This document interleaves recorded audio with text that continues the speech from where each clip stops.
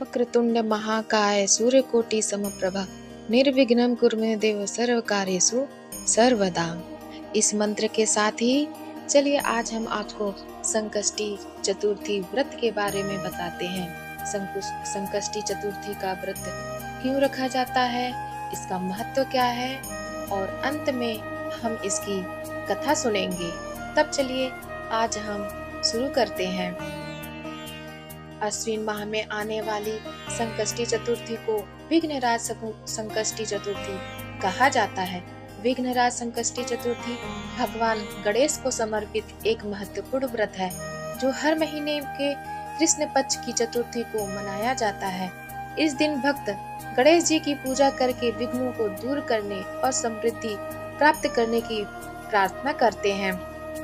अश्विन माह की संकष्टी चतुर्थी का अपना विशेष महत्व होता है। इस साल अश्विन मास की चतुर्थी तिथि यानी विघ्नराज संकष्टी चतुर्थी का व्रत 21 सितंबर को रखा जाएगा। अश्विन माह के कृष्ण पक्ष की संकष्टी चतुर्थी 20 सितंबर को रात 9:15 पर शुरू होगी और 21 सितंबर 2024 को शाम 6:13 पर समाप्त होगी। गणपति की पूजा का समय 7:40 से लेकर सुबह के 9:11 तक इसका पूजा का समय रहेगा और शाम के समय 6:19 से 7:47 तक रहेगा। विघ्नराज संकष्टी चतुर्थी की पूजा विधि: सुबह जल्दी स्नान करें और स्वच्छ वस्त्र पहने। भगवान गणेश की प्रतिमा या तस्वीर स्थापित करें। उन्हें मोदक, लड्डू, फल और अन्य प्रिय भोग अर्पित करें। गणेश जी की आरती करें और व्रत कथा सुने। चलिए आज हम आपको अश्विन संकष्टी गणेश चतुर्थी व्रत कथा के बारे में बताते हैं। आखिर हर महीने के संकष्टी चतुर्थी का अपना विशेष महत्व होता है। अश्विन संकष्टी चतुर्थी का भी अपना एक विशेष महत्व है। युधिष्ठिर ने भगवान से पूछा, हे कृष्ण जी, मैंने सुना है कि अश्विन कृष्ण चतुर्थी को संकटा चतुर्थी कहते हैं। हे जगदीश्वर, आप कृपा करके मुझसे विस्तार पूर्वक इस कथा का श्रवण कराइए। श्री कृष्ण जी ने उत्तर में कहा कि प्राचीन काल में यही प्रश्न पार्वती जी ने गणेश जी से किया था कि हे देव, अश्विन मास में किस प्रकार गणेश जी की पूजा की जाती है, इसे करने से क्या फल मिलता है। यह सुनकर गणेश जी ने कहा, हे माता, सिद्धि की कामना रखने वाले व्यक्ति को चाहिए कि अश्विन मास में कृष्ण पक्ष की चतुर्थी की पूजा पूर्ण विधि विधान से करें। श्री कृष्ण और बाड़ासुर कथा।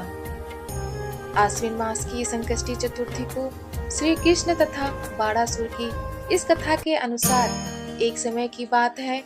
बाड़ासुर की कन्या उषा ने सुसुप्तावस्था में अनिरुद्ध का स्वप्न देखा। अनिरुद्ध के विरह से वह इतनी अभिलाषी हो गई कि उसके चित्त को किसी भी प्रकार से शांति नहीं मिल रही थी।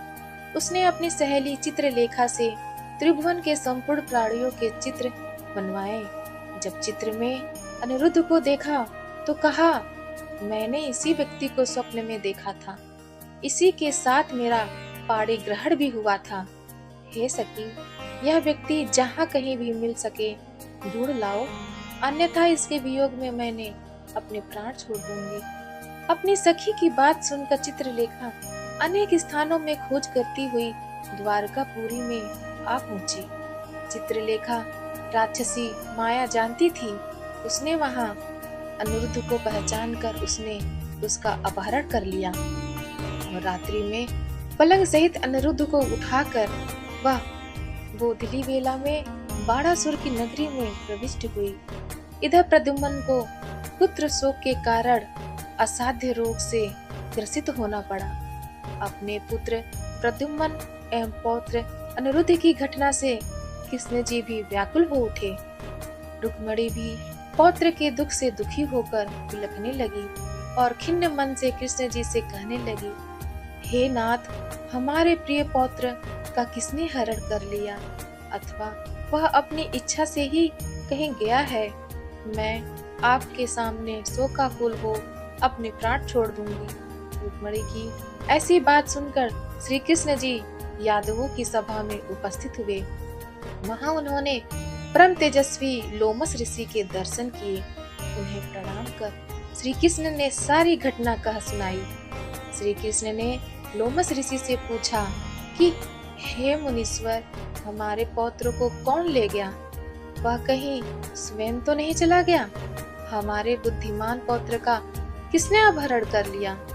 यह बात मैं नहीं जानता हूँ। उसकी माता पुत्र वियोग के कारण बहुत दुखी है।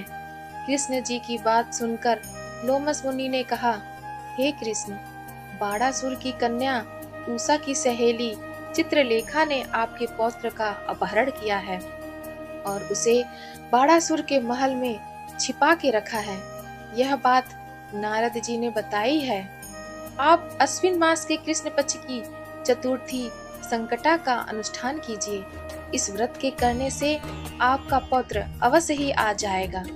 ऐसा सुनकर मुनिवर वन में चले गए।